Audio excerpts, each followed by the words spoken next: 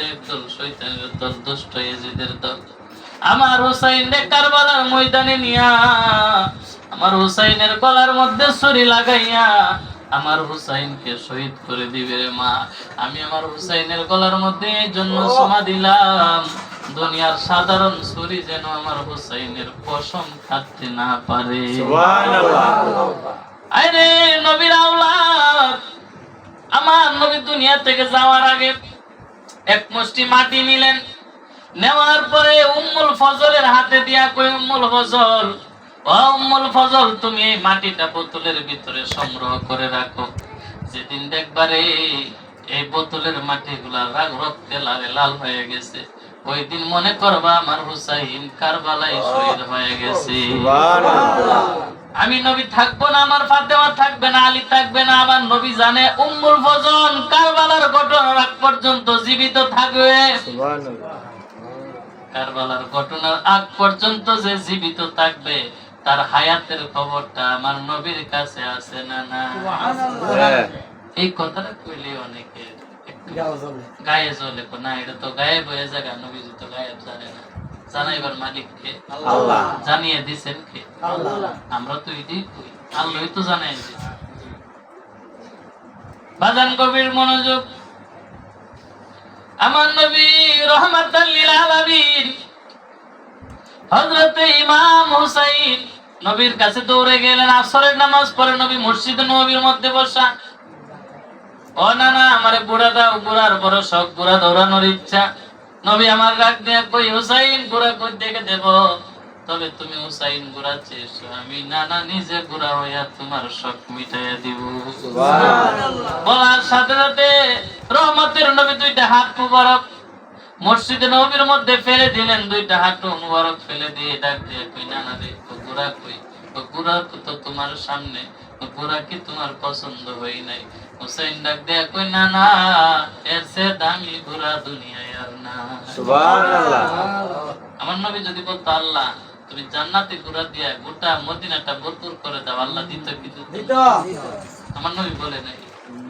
এই জন্য নবীর শিক্ষা করো না ভিক্ষা, মেহনত করো, সবে মেহনত করতে হবে, পরিশ্রম করতে হবে। আল্লাহ তার যে যত বেশি পরিশ্রম করবে, আল্লাহ তার জিন্দেগিতে আমলে তত বেশি বরকত দিবে। সুবহানাল্লাহ। কই বলার সাথে সাথে হুসাইন ঘোড়ার মধ্যে উঠলেন। ও নানা, ঘোড়া যদি সাজো, রশি কোথায়? ঘোড়ার রশি কোথায়? নবী আমার পাগড়ি মুবারকটা খুলিয়া আমার নবী পাগড়ির মাঝামাঝি ধরে এইভাবে কামড় দিয়ে দুইটা মাথা হুসাইনের দুই হাতের মধ্যে দিয়া কই, নানা রে তুই যদি আমার পাগড়ির মধ্যে ধরে টান দেস, আমি চলবো, আমি থামবো। আর যদি তোমার পা দিয়ে আমার জামির মধ্যে ধাক্কা মারো, আমি চলবো।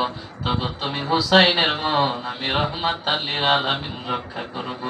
সুবহানাল্লাহ। শুধু তাই নয়, পরদিন সকালবেলা ঘুম থেকে উঠে আমার নবী তখন নাই, হযরত উমর খলিফাতুল মুসলিমিন, তামাম জাহানের বাদশা হযরত উমর। উমরের সন্তানের নাম আব্দুল্লাহ। হযরত ইমাম হুসাইন আব্দুল্লাহকে নিয়ে বন্ধুত্ব করলেন, দোস্ত করলেন। হঠাৎ করে একটা মাঠের মধ্যে গেলেন। আব্দুল্লাহ প্রস্তাব করতেছেন, হুসাইন চলো আমরা একটু দৌড়াদৌড়ি করি, তোমার বাবা গরিব, আমার বাবা গরিব, টাকা নাই যুদ্ধের জন্য, আমাদেরকে ঘোড়া দিতে কিনে দিতে পারবে না, আমাদেরকে উট কিনে দিতে পারবে না, চলো আমরা নিজেরা একটু দৌড়াদৌড়ি করে যুদ্ধের জন্য প্রস্তুতি নিই। ঠিক আছে। এই কথা বলা মাত্র উমরের সন্তান আব্দুল্লাহ দৌড় মারলেন। সুবহানাল্লাহ। দৌড় মেরে মাঠের ওই মাথা থেকে ওই প্রান্তে থেকে এসে বলতেছেন, দোস্ত হুসাইন আমি দৌড়াদৌড়ি করলাম, আপনি দাঁড়ায় রইলেন, দৌড় দিলেন না, আমি তো কষ্ট পাইলাম, আপনি একা আমারে দৌড়াইলেন, আপনি দৌড় দিলেন না। হুসাইন ডাক দিয়ে কয়, আব্দুল্লাহ, ও আব্দুল্লাহ দোস্ত, তুমি তো বলেছো কোন জায়গা থেকে দৌড় দিবে, কোন জায়গায় গিয়ে ফার্স্ট হবে, কোন জায়গায় গিয়ে সেকেন্ড হবে, তার তো কোনো সীমানা তুমি দিলা না। তুমি তো আন্তাজি দৌড় মেরেছো, আমি তো আন্তাজি দৌড় মারতে পারি নাই, কারণ তুমি হচ্ছে গোলামের বাচ্চা গোলাম, আমি হচ্ছে আওলাদে রাসূল। দূরে সুবহানাল্লাহ। হযরত ওমরের সন্তান আব্দুল্লাহ কথা শোনার সাথে সাথে রেগে গেলেন। হুসাইন আপনি আমাকে গোলাম বললেন, আপনি কি জানেন না আমার বাবা মসজিদে নববীতে খুতবা পাঠ করেন? আপনি কি জানেন না আমার বাবা এমন খলিফা, অর্ধেকটা পৃথিবী শাসন করেন, আমার বাবার নাম শুনলে আমার বাবা রাস্তা দিয়া যেই জায়গা দিয়ে হেঁটে গেছেন কিয়ামত পর্যন্ত কোনোদিন শয়তান সেই রাস্তায় আসবে না। এমন এক ব্যক্তিকে আপনি গোলাম বললেন। আগামীকাল শুক্রবার জুমার দিন আমার বাবা যখন খুতবা দিতে উঠবেন আপনাকে আসামি বানিয়ে আমি বিচার পাঠ দেব। হযরত ওমর মসজিদে নববীর মিম্বারে দাঁড়ালেন, খুতবা দিবেন। এমত অবস্থায় হযরত ওমরের সন্তান আব্দুল্লাহ বলে, বাবা আজকে খুতবা দেওয়ার আগে আমার একটা বিচার। বলে, বাবা সময় কম, তাড়াতাড়ি বলো বিচার কি তোমার? আবার বলে, হযরতে আলী ইবনে হুসাইন, আলীর বেটা হুসাইন আমারে বলেছে গোলাম, আপনারে বলেছে গোলাম, আমাকে বলেছে গোলামের বাচ্চা গোলাম, এই বিচারটা দিলাম আজকে মসজিদে নববীর মধ্যে বিচার করতে হবে। সমস্ত সাহাবায়ে কেরাম আশ্চর্য হয়ে গেলেন, কারণ ওমর তো নেই বিচারক, রাগী মানুষ, অত্যন্ত রাগী মানুষ। কেমন রাগী? উমরের সন্তান জিনার অপরাধে অপরাধী হয়ে গেছিল একটা সময়, তার কাছে নালিশ আসলেন। হযরত ওমর বলতেছে, তারে তুমি শাস্তি দাও, তারে 80টা বেতের আঘাত মারো, দুর্রা মারো, জিনা শাস্তি দুর্রা মারো। 40টা মারার পরে উমরের সন্তান মৃত্যুবরণ করেছে। তখন বলতেছে তাকে দাফন করো, করে বাকি 40টা তার কবরের উপরে মারো। বিচারক কেমন হতে হবে? আমার দেশের বিচারকের প্রতি বিচারকের প্রতি অন্যায় করলে তোর বিচারক যাওয়ার দরকার নেই, আমি সেটা কেটে আমনে কথা কোন ঠিক না? ঠিক টিয়া পয়সা লাগলে যা লাগবার দিলে দিন কথা কোন ঠিক না? যাই হোক বাজান, এইদিকে গেলে অনেক লম্বা সময়। হযরত ওমর ডাক দিয়া কই, হুসাইন আপনি মসজিদ নববীর মধ্যে আছেন কিনা? হুসাইন বীর মুজাহিদের মতো দাঁড়িয়ে আওলাদ রাসূলের অন্যতম ব্যক্তি, বড় বড় সাহাবে কেরাম মসজিদ নববীর ভিতরে হযরত ওসমান গনি জুন্নুরাইন, হযরতে তালহা সহ হযরত জুবায়ের সহ বড় বড় সাহাবায়ে কেরাম মসজিদ নববীর ভিতরে আশ্চর্য হয়ে তাকায় রইলেন। হুসাইন আগে যাই বলার বলছিল, এখন না বললে হইতো। হুসাইন, ওমর ডাক দিলেন, আপনি এই কথা বলছেন কিনা? হযরত ওমর এই কথা বলার সাথে সাথে হুসাইন উমরের চেহারার দিকে তাকায়া চোখে চোখ রেখে বলতেছে, উমর এই যে মসজিদে নববীর পাশে মদিনাতুল মুনাব্বারার সবুজ গম্বুজটা দেখা যায়, এই সবুজ গম্বুজের নিচে আমার নানা রহমাতুল লিল আলামিন ঘুমায় রইছে। উমর তাকায় দেখো, আমার নানা রহমাতুল লিল আলামিনকে তুমি চিনোনি? আমার নানা রহমাতুল লিল আলামিন হচ্ছেন খলিফা, তুমি উমর হচ্ছেন গোলাম। তুমি উমরের সন্তান, আব্দুল্লাহ হচ্ছে গোলামের বাচ্চা গোলাম। আমি হুসাইন বলে দিলাম, বিচার যদি করার তাকে আপনি করে। হযরত ওমর বলে, ও হুসাইন, লিখিত ছাড়া তো বিচার করা যায় না। তুমি যে কথাটা বলেছো একটা কাগজের মধ্যে লিখে দাও, কিতাবের মধ্যে আছে, কাগজের মধ্যে অথবা পাতার মধ্যে, কাগজের কাপড়ের টুকরার মধ্যে হুসাইন লিখে দিলেন, আমার নানা মনিব উমর হচ্ছেন গোলাম, উমরের সন্তান আব্দুল্লাহ গোলামের বাচ্চা গোলাম। এই লেখাটা উমরের হাতে যাওয়ার সাথে সাথে উমর খুতবার জায়গা থেকে চিৎকার মেরে একটা লাফ দিয়ে আইসা ইমাম হুসাইনের কদমের কাছে আইসা ইমাম হুসাইনের কদমে একটা চুম্মা খাইয়া ডাক দিয়া কই, হুসাইন গো, ও হুসাইন, তুমি আজকে আমি উমরকে ধন্য করে দিয়েছো। আমি উমর জান্নাতে যাব কিনা আমার একটা ভয় ছিল, কারণ আমি আবু জাহেলের কথাই আমি আমার নবীকে কতল করার জন্য একদিন গিয়েছিলাম। আমার আল্লাহ যদি আমারে আসামি বানায়া দে, হাসরের ময়দানে আমি কি জবাব দেব? হাসরের ময়দানে জবাব দেওয়ার মতো কোনো উপায় থাকবে না। ও মসজিদে নববীর সাহাবীরা, তোমরা শুনে রাখো। এই অন্তর মসজিদে নববীর সাহাবীরা, তোমরা মনোযোগ দিয়ে শুনে রাখো। আমি উমর যদি মারা যাই, আমি উমর ইন্তেকালের পরে হুসাইনের লেখাটা তোমরা আমার কাফনের ভিতরে, হুসাইনের কাপড়ের লেখার টুকরাটা আমার কাফনের ভিতরে দিয়া দিও। আমার কবরে যখন মুনকার নাকির আসবে, আমি বলবো, মুনকার নাকির রে, আমারে প্রশ্ন করে সময় নষ্ট করিস না, আমি যে নবীর গোলাম, হুসাইন আমাকে সার্টিফিকেট দিয়েছে। আমি যে নবীর গোলাম, হুসাইন আমাকে সনদ দিয়েছে। হুসাইন আপনার লেখা পেয়ে উমরের মতো সাহাবী যদি জান্নাতি হইতে পারে, তারপরেও কেন আপনি কারবালায় শহীদ হইতে গেলেন? হুসাইন জবাব দিবে, আমার নানার কোটি কোটি কোটি গুনাহগার উম্মতকে জাহান্নাম থেকে রক্ষা করার জন্য আমি ও হুসাইন নিজে তাজা রক্ত দিয়ে গেলাম। আল্লাহুম্মা সাল্লি আলা সাইয়্যিদিনা মুহাম্মাদ। আল্লাহুম্মা সাল্লি আলা সাইয়্যিদিনা মুহাম্মাদ। নাবিয়ানা শাফিয়ানা মাওলানা মুহাম্মদ। সাত সমুদ্র 13 নদী পারি দিতে পারলাম না। সাত সমুদ্র 13 নদী পারি দিতে পারলাম না। হায়রে সবাই গেল নবীর বাড়ি, আমার যাওয়া হইল না। আল্লাহুম্মা সাল্লি, মোহাম্মদ বলুন বাবা, আওয়াজ দিয়া, সাইয়্যিদিনা মুহাম্মাদ। নাবিয়ানা শাফিয়ানা মাওলানা মুহাম্মদ। নবীজির ইশকের আগুন লাইগাছে যার কলি যায় নূর।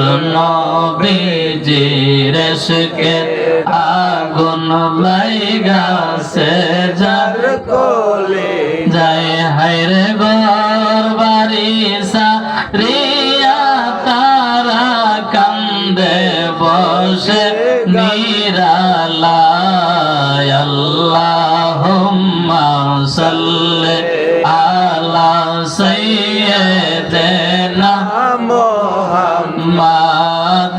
নাবিয়ানা শাফিয়ানা মাওলানা মুহাম্মদ। পার কর ডুবাই আমার ও হে মাবুদ রাব্বানা। বললেন প্রেম আগুনে জ্বলা মরি ও হে মাবুদ রাব্বানা। হায়রে আমরা যাহার প্রেমের পাগল সেই তো সোনার মদিনা। আল্লাহুম্মা সাল্লি আলা সাইয়্যিদিনা মুহাম্মাদ। নাবিয়ানা শাফিয়ানা মাওলানা মুহাম্মদ। বাবারা আমার একটু মনোযোগ দিন। আহলে বায়াতের কথাটা আমি কেন বলতে চাই বাবা? বর্তমানে আমরা আহলে বায়াত কি চিনি না, আহলে বায়াত কি বুঝি না। আমার নবী বলতেছেন, হযরতে আবু যর একটা হাদিস বলছেন, বুখারী শরীফের হাদিসের মধ্যে বলছেন, সামিতুন নাবিয়্যা সাল্লাল্লাহু আলাইহি ওয়াসাল্লাম আখিযুম বিবাবিল কাবাতি। উনি বলতেছে আমি কাবা শরীফের মধ্যে দইরা কসম খায়া বললাম। নবীর সাহাবী আবু যর বলতেছেন আখিযুম বিবাবিল কাবাতি, আমি কাবা শরীফের মধ্যে দইরা কসম খায়া বললাম, সামিতুন নাবিয়্যা সাল্লাল্লাহু আলাইহি ওয়াসাল্লাম, আমি আমার নবীর জবান মুবারক থেকে আমার কান দ্বারা শুনেছি। আমার নবী বলছেন ইন্না আহলে বাইতি ফিকুম ফি সাফিনাতিন নূহ। আমার নবী বলছেন দুনিয়ার মানুষ, আমার আহলে বায়াতের নৌকাটা এমন একটা নৌকা, এই নৌকাটা হচ্ছে নূহ নবীর কিস্তির মতো। সুবহানাল্লাহ। নূহ নবীর কিস্তির মধ্যে মানুষ যারা উঠছিল, আল্লাহ প্লাবন দিয়া দুনিয়া কিয়ামত কইরা দিছিল। দুনিয়ার মধ্যে যারা নূহ নবীর নৌকায় উঠছে, বাবারে এই কথাটা মনে হইয়া বললাম, নূহ নবী 1200 বছর দাওয়াত দিয়া 1 লক্ষ মানুষ মুসলমান বানাইতে পারে নাই, 10,000 মানুষ মুসলমান বানাইতে পারে নাই। দাওয়াত দিয়েছেন 1200 বছর। সুবহানাল্লাহ।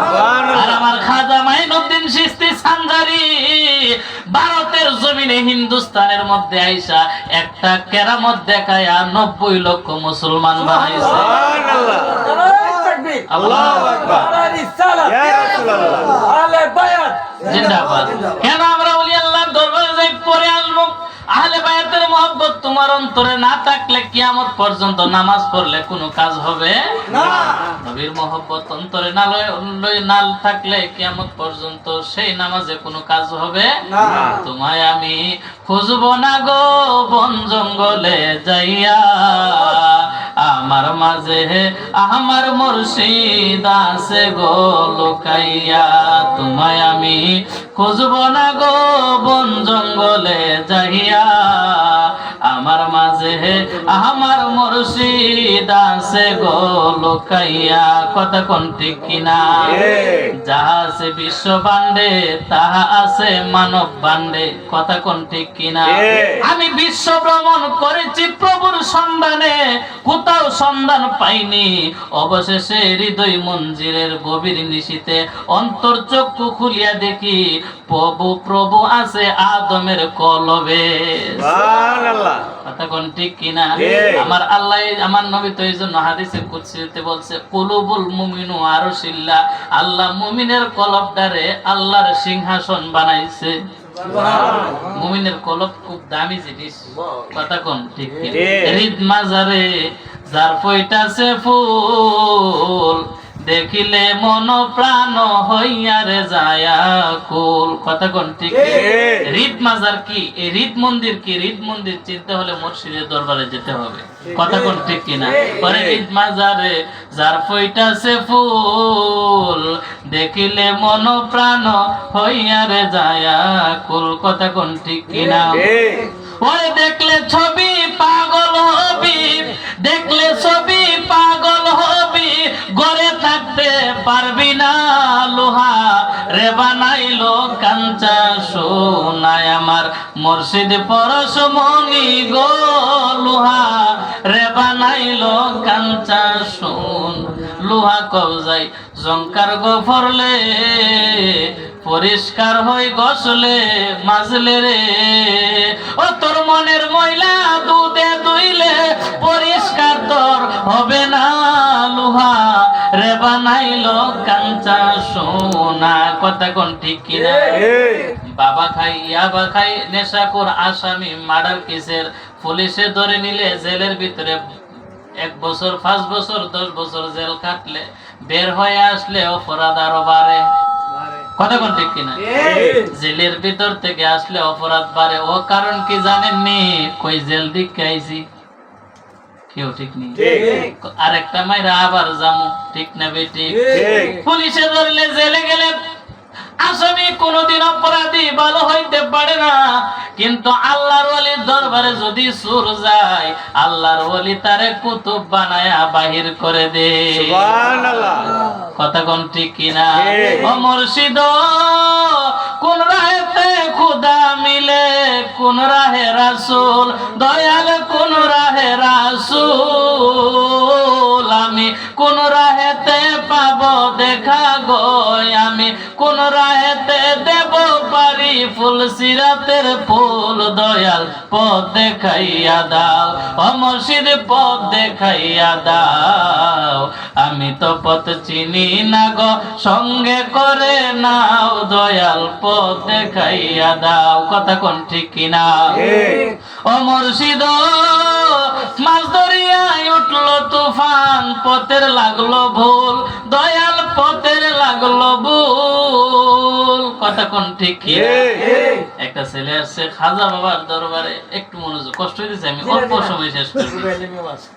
একটা ছেলে আসছে খাজা বাবার দরবারে, আয়েশা বলতেছে বাবা খাজা বাবার সাথে তো দেখা করতে পারতেছি না, যেহেতু খাজা বাবার কথাটা আসছে এই জন্য বলি। উনি এক কথাই উনারে পানি দেই না, পিতৃরাজ পানি দেই না, না দেওয়ার কারণে কই আমার একটা লোটা পানি দাও, অত্যন্ত একটা লোটা পানি দাও। পিতৃরাজ কই আমি 1 লোটা পানি আর কয়দিন চলতে পারবো, যা দে। 1 লোটা পানি যখন দিলে দেখে গোটা আয়না সাগরের পানি 1 লোটার ভিতরে ঢুকাই দিছে। সাগর শুকায় গেছে। খাজা বাবার কাছে আইসা কই খাজা বাবার খাদেম যে আমারে খাজা বাবার সাথে একটু কথা বলাই দেন না, আমার একটু জরুরি দরকার ছিল। তো উনি গেছে কথা বলানোর জন্য, যে বাবা আমি আসছি আপনার কাছে বায়াত হওয়ার জন্য। কি হওয়ার জন্য? বায়াত হওয়ার জন্য। বলতেছে তুমি মা বাবার অনুমতি নিছো নি? বলতেছে আপনার কাছে মরিত হলে আমার মা বাবা খুশি হবে। সুবহানাল্লাহ। অনেক মা বাবা আছে সন্তান যদি তরিকতের পথে যায় মা বাবা খুশি হয় যে আমার পুত্রটা এখন মানুষ হইব। যেই মাত্র এই কথা বললেন, বায়াত হওয়ার পরে একদিন থাকলেন, দ্বিতীয় দিনের মাথায় বলে, বাবা আমি তো আমার ছড়ি নাই, 7 দিন আমি এক জাহাজের নাবি, আমি চলে যাব, আজকে আমার বিদায় দেন। খাজা বাবা বলে, বাবা রে মরিদ হয়েছ একদিন হয়েছে, আমি তো তোমারে কিছু দিতে পারি নাই, তুমি যে চলে যাবা আমি তো তোমারে কিছু দিতে পারি নাই, বাবা আমার তো যেতেই হবে। ঠিক আছে যদি যাও তাইলে তুমি এক কাজ করো, আমার চেহারাটা ভালো করে দেখো, আমার চেহারাটা তুমি মনে রাখো,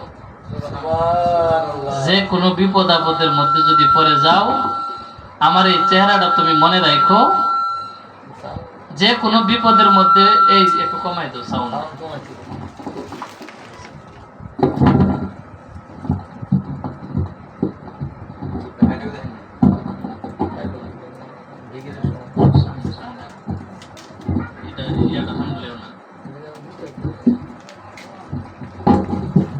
ঠিক আছে একটু একটু বাস বাস।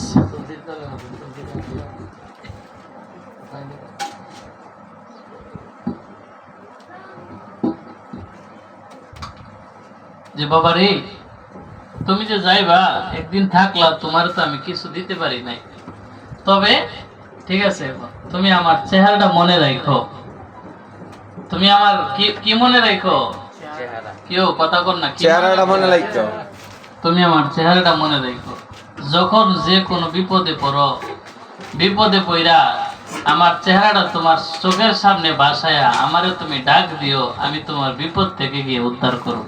সুবহানাল্লাহ। ছেলেটা চলে গেলেন বাড়িতে, যায়া বাবারে বলতেছে, বাবা গো আমি তো খাজা বাবার কাছে মরি দিয়েছি। সুবহানাল্লাহ সুবহানাল্লাহ। বাবা বলে, তোরে জন্ম দিয়ে আমার জীবন সার্থক, আমার জীবন সার্থক যে তুই খাজা বাবার কাছে মরি দিয়েছ, আমি বহুত খুশি হইলাম। মার কাছে গিয়ে বলতেছে, মা আমি খাজা বাবার কাছে মরিদ হয়েছি, তোরে 10 মাস 10 দিন পেটে গর্ভ ধারণ করে আমি মা হয়ে সার্থক হইলাম।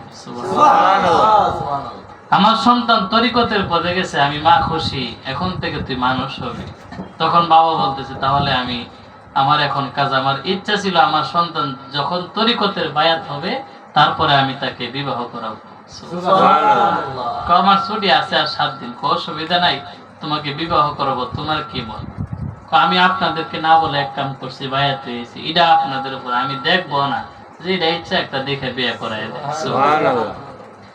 বাসর ঘরে গিয়ে দেখে অত সুন্দর স্ত্রী, কোন দিক দিয়ে 4 দিন কাটতে গেল বলতেই পারে নাই। বলতেছে, বিবি রে আমার তো সময় শেষ, আমি তো জাহাজের নাবিক, আমি তো চলে যেতে হবে। বলতেছে বিবি বলতেছে, স্বামী মাত্র 4 দিন হইল, কোন দিক দিয়ে চলে গেল সময়গুলা বলতে পারলাম না, আপনি আবার চলে যাবেন, আমি তো একটা মেয়ে, আমি একা একা আমার জীবনটা, এই সময়টা আমি কিভাবে পার করব? আপনার জাহাজের মধ্যে মানুষ কত মানুষ যায়, 5 থেকে 5,500 মানুষ আসা যাওয়া করে, কত 5,500 মানুষের ভিতরে এই অভাগীর কি একটু জায়গা হবে না? সুবহানাল্লাহ। আমি দাসী হয়ে আপনার সাথে থাকতে চাই, আমাকে নিয়ে যাবেন। নিয়ে গেলেন। জাহাজ করাচি থেকে ইরানের দিকে রওনা। হঠাৎ করে মাঝ রাস্তায় বিরাট বড় জ্বর, এমন জ্বর কম্পাস দিয়ে মেপে দেখতেছেন, সামনে গেলেও বিপদ, পিছনে আসলেও বিপদ, বাঁচার কোনো উপায় নাই। 5,000 মানুষের জানমাল আমার হাতে, কি করব নাবি? সবকিছু বইটা ফেলে দিয়ে জাহাজের 3 তলায় গিয়ে উঠে মুরাকাবার মধ্যে চোখটা বন্ধ করে বসে গেছে। সুবহানাল্লাহ। কিছুক্ষণ পরে গিয়া বউ স্ত্রী পিঠের মধ্যে বলতে, স্বামী চিন্তা করেন না, 5,000 মানুষের যে গতি আমাদেরও তো সেই গতি। বলার সাথে সাথে একটা ধমক মারছে, কে তুমি? তোমাকে আমি হত্যা করব। স্ত্রী বই পেয়ে দূরে চলে গেলেন। আস্তে আস্তে আস্তে আস্তে তুফান শেষ হয়ে যায়। সুবহানাল্লাহ। তুফান যখন শেষ, বিবি বলতেছে, আপনি আমার এত ভালোবাসেন, মহব্বত করেন, আপনি আমাকে এত বড় ধমক দিলেন কেন? বিবি রে, তুমি যখন এই বিপদের মধ্যে যখন আমি পড়লাম, 3 তলায় গিয়া আমি যখন মুরাকাবার মধ্যে বসে আমার খাজারে যখন ডাক মারলাম, 2টা হাত বাড়ায় দিলাম, আমার খাজা আমারে কোলে লইয়া বইয়া রইছে। সুবহানাল্লাহ। কোন দিক দিয়া তুফান গেছে আমি বলতে পারি না, আমি তো আমার খাজা বাবার কাছে ছিলাম। সুবহানাল্লাহ। আমি আমার খাজারে বললাম, আমারে তুমি বলছো যে কোনো সময় বাবা তোমারে ডাক দিলে তুমি আইসা আমার উদ্ধার করবা। এখন যদি আমি মারা যাই, 5,000 5,500 মানুষ মারা যায়, তুমি খাজা নামের তো কলঙ্ক হবে। এমন তো অবস্থায় খাজার দরবারে একজন মানুষ খাজা বাবার খোঁজে গিয়া দেখতেছে খাজা বাবা নাই বাড়িতে। হঠাৎ করে দেখতেছেন খাজা বাবা কোথায় থেকে যেন উঠে আসছে, পরনের মধ্যে কাপড়টা ভেজা, লোনা পানি শরীরের মধ্যে লাগা। ডাক দেখবে বাবা আপনি কোথায় গেছিলেন? হঠাৎ করে তাকায় দেখে পিঠের মধ্যে চামড়া গুলা চলে গেছে। আপনার পিঠে এই অবস্থা কেন? কয় সাগর, লোহিত সাগরের মধ্যে আমার এক মুরিদ আশেক আমাকে ডাক মারছিল, তার জাহাজটা একটা পাথরের মধ্যে লেগে আটকে গেছিল, আমি খাজা আমার পিঠ দিয়া ধাক্কায় তার জাহাজটাকে আমি উদ্ধার করে দিয়ে আসি। এটা হচ্ছে পীর মুর্শিদের খেলা। তো যাই হোক, যে কথাটা বলতেছিলাম, আল্লাহর ওলিদের ক্ষমতা আছে না নাই? আছে। এই এই এই এই ওয়াজটাও বুখারীর ওয়াজ। আমি আজ থেকে আরো 7-8 বছর আগে বোর্ডিং মাস্টার ছিলাম। তোমার বাড়ি তুই না কার বাড়িতে জানি, তখন আমি তোমারে চিনি না। আসার পরে আমি বুখারী শরীফ কিতাব নিয়ে আসছিলাম। আসার পরে আমারে ব্রাউন ভাইয়ের কিছু হুজুর ওয়াজ করতে দিবে না, আমারে ওয়াজ করতে 10 বছর আগে হইতো, আমারে ওয়াজ করতে দিবে না। তার মাইক আনছিল, না মাইক দিয়ে ওয়াজ করুন যেতাম। কেন? পাশে মাদ্রাসা আছে। আমি কই মাদ্রাসা থেকে আপনারা কিতাব নিয়ে বসেন, আমি ওয়াজ করব, আপনারা কিতাবের পৃষ্ঠা উল্টাইয়া ধরবেন। যদি আমার ওয়াজটা আপনার মাদ্রাসার কিতাবের পৃষ্ঠার মধ্যে না পান, তাহলে আপনারা যা ইচ্ছা তা করেন, আমি আপনাদের এখানে বিচার দিয়ে যাব। তারপরেও আমার দেই নাই, কারণ আমার কথাগুলা বললে তো মানুষ তো বুঝে যাবে যে এই ওয়াজ তো তারা করে না। আমি বলছি, চ্যালেঞ্জ করছি, সে ছিল যে আমি কিতাব নিয়ে আসছি, কিতাব মেশকাত শরীফ একটা কিতাব আনছি, এরার মাদ্রাসার একটা ক্লাস হয়ে আছে, ক্লাসের নাম মেশকাত। মেশকাতের পরে জালালাইন, এরপরে দাওরা, এরপরে ইফতাব, মুফতি, তাফসির, হাদিস যেটা পড়ে। তো আমি বললাম এটা তো আপনাদের ক্লাসের পড়া, আমি বেশি না, এটার থেকে এই মেশকাতের 197 পৃষ্ঠার একটা হাদিস আছে, এই হাদিসটা শুধু বলে আমি দোয়া করে চলে যাব। কোন মাইক দিয়ে বলতে পারবেন না, এমনিতেই বলে। পরে আমি হাদিসটা করলাম, আনা আবি হুরায়রা রাদিয়াল্লাহু তাআলা قال رسول الله صلى الله عليه وسلم إن الله تعالى قال من عاد لي وليا فقد عزمته بالحرب وما تقرب إلي عبدي بشيء أحب إلي ومما افترضت عليه يزال يتقرب إلي بالنوافل حتى أحببته فإذا أحببته فكنت سمعه الذي يسمع به وبصره الذي يبصر به ويده التي يبطش بها وإن سألني لأوتينه ولا إن استعاذني لأوذينه সুবহানাল্লাহ। মেশকাতের হাদিস খুলে দেখেন, বুখারী এবং মুসলিম দুটো কিতাবে হাদিসটা আছে, বুখারীতেও আছে, মুসলিমেও আছে। সিয়াসিত্তার অন্যতম কিতাব, প্রথম বুখারী, এরপরে মুসলিম। এটা আহলে হাদিসরাও এই কিতাবের দলিল দেয়। এই কিতাবের হাদিস যখন বললাম, আল্লাহ বলছে কি, নবীজি হাদিসে কুদসির মধ্যে বলছে যে নিশ্চয়ই আল্লাহ বলছে, ইন্নাল্লাহ তাআলা ক্বালা মান আদালি ওলিয়ান ফাকাদ আযানতুহু বিল হারব। যদি দুনিয়ার কোনো মানুষ আমার ওলিদের বিরুদ্ধে দুশমনি করে, আমি আল্লাহ নিজে তার বিরুদ্ধে যুদ্ধ ঘোষণা করলাম। ওমা তাকাররাবা ইলাইয়া আবদি বিশাইইন আহাব্বা ইলাইয়া, কারণ তারা নফল ইবাদত করার মাধ্যমে, অতিরিক্ত ইবাদত করার মাধ্যমে আমি আল্লাহর ভালোবাসা অর্জন করছে, পরিশ্রম করে। ফাইজা আহাবাবতুহু, আমিও তারে ভালোবাসি। আল্লাহ কই, আর আমি যখন তারে ভালোবাসি, ফাকুনতু সামুহুল্লাযী ইয়াসমাউ বিহি, তার কান আমি আল্লাহর কুদরতি কান হয়ে গেছে। ও বাসারাহুল্লাযী ইয়াবসিরু বিহি, তার হাত আমি আল্লাহর কুদরতি হাত হয়ে গেছে। ও ইয়াদাহুল্লাতী ইয়াবতিশু বিহা, তার জবান আমি আল্লাহর কুদরতি জবান হয়ে গেছে। যে উলির জবান আমি আল্লাহর কুদরতি জবান, সে তার জবান দ্বারা যা বলে, সে বলে না, এটা আমি আল্লাহ তারে বলাই। তার পা আমি আল্লাহর কুদরতি পা হয়ে গেছে, যে পাও দ্বারা তারা চলে। জবান আমি আল্লাহর কুদরতি জবান, যে জবান তারা বলে।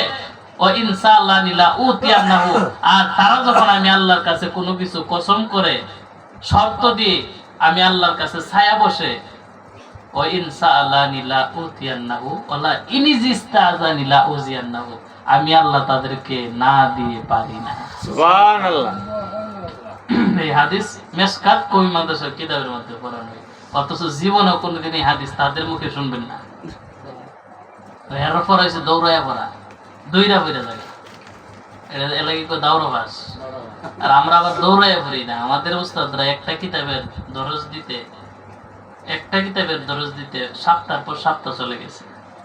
এই জন্য বাজান, ওলি আল্লাহর দরবারে আমরা কেন যাই? আমরা আহলে বায়াতের পাগল। আর যারা আহলে বায়াতের পাগল, এই আহলে বায়াতের নৌকা নূহ নবীর নৌকা, সরাসরি এই মান তারাকা হালাক, নবী বলছে এই নৌকাটা তাদেরকে হাউজে কাউসারের কিনারায় নিয়ে নামাইয়া দিবে। সুবহানাল্লাহ। কি করবেন সারা জীবন আমল করে যদি আহলে বায়াতের নবীর প্রেম, আহলে বায়াতের প্রেম অন্তরে না থাকে, আপনার যদি রশি না থাকে, তাহলে তো আপনি পৌঁছতে পারতেন না গন্তব্যস্থানে। আপনার তো মালিক নাই। এই জন্য মালিক হচ্ছে উলিয়া উলিয়া। এই জন্য নবীজি বলছে ইন্নাল্লাযিনা ইউবাইউনাকা, আল্লাহ বলছেন সূরা ফাতিহার মধ্যে, ইন্নাল্লাযিনা ইউবাইউনাকা ইন্নামা ইউবাইউনাল্লাহ। হাবিব 1400 সাহাবী নবীজির হাতে বায়াত হয়েছে।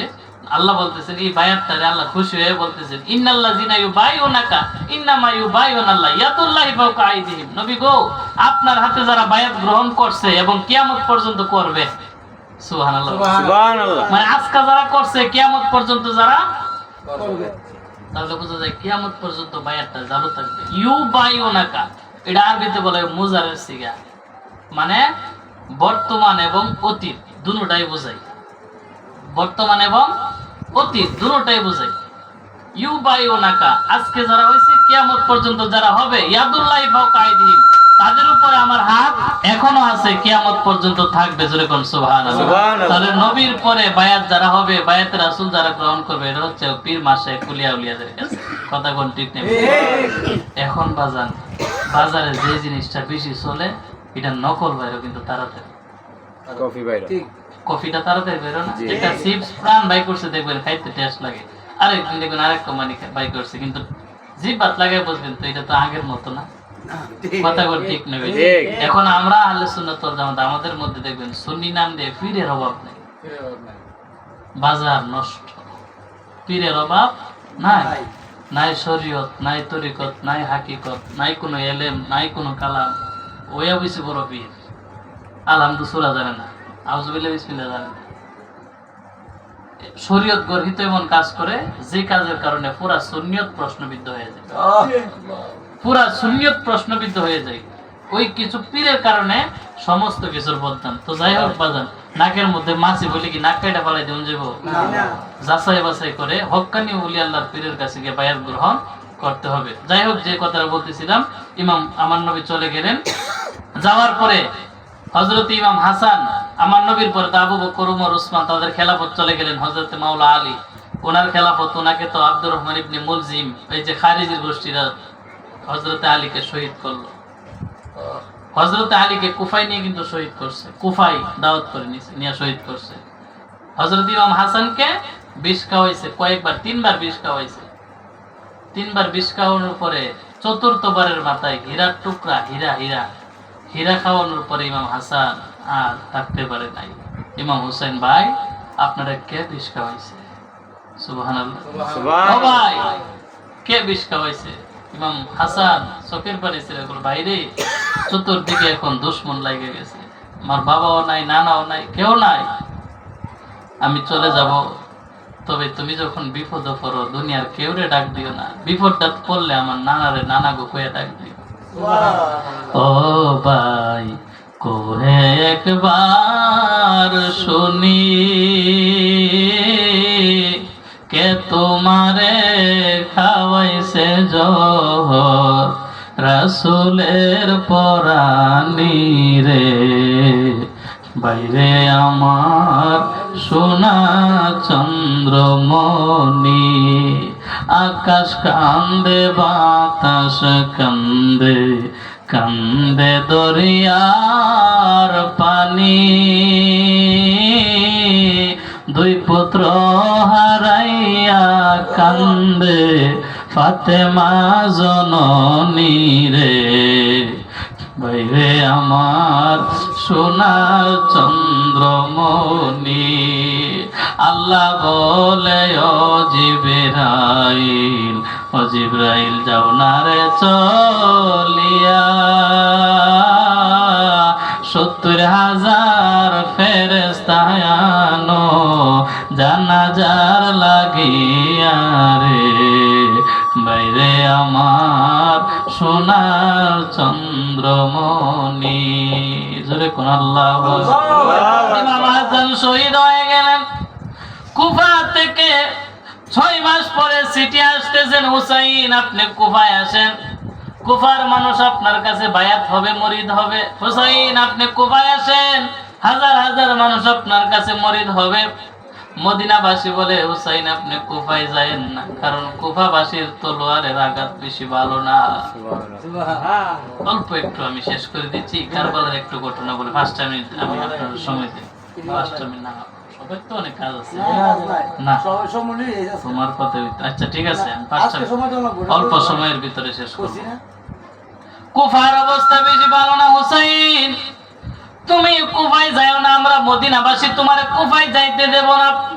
হুসাইনের পক্ষ থেকে মুসলিম বিন আকিলকে পাঠাইলেন, আপনি যান, গিয়া কুফার অবস্থা ভালো দেখলে চিঠি লিখলে আমরা যাব। খেয়াল করে মুসলিম বিন আকিল গেলেন, তার কাছে বায়াত হওয়ার একটা নমুনা দেখায়া তারে শহীদ করলেন। উনি চিঠি লিখলেন, সংক্ষেপে বললাম, ওনার 2টা ছেলে গেল, ছেলেগুলার অনেক কাহিনী শহীদ করলেন, ইব্রাহিম এবং মোহাম্মদ 2টা ছেলে। তারপরে ইমাম হুসাইন 72 জনের কাফেলা লইয়া ফুরাত নদীর কিনারায় দিয়া রওনা হয়ে গেলেন কুফার দিকে। কুফার রাস্তা বলে ফুরাত নদীর তীরে, অন্য রাস্তায় যখন চলে গেলেন, হঠাৎ করে সন্ধ্যা হয়ে গেল। ইমাম হুসাইন বলে, আমার সাথীরা এখানেই তোমরা তাবু গাড়ো। আইরে কত নির্মম কথা, কত নির্মম ইতিহাস। তাবু গাড়ার জন্য গেলেন, জমিনের মধ্যে তাবু গাড়ার জন্য যখন লাঠি দিয়ে মাটি করার জন্য দিলেন, তখন তাকায় দেখে জমিন থেকে রক্ত বাহির হয়। সুবহানাল্লাহ। জমিন থেকে রক্ত বাহির হয়। হঠাৎ করে গাছের ডালের মধ্যে আঘাত করলেন, গাছ থেকে রক্ত বাহির হয়।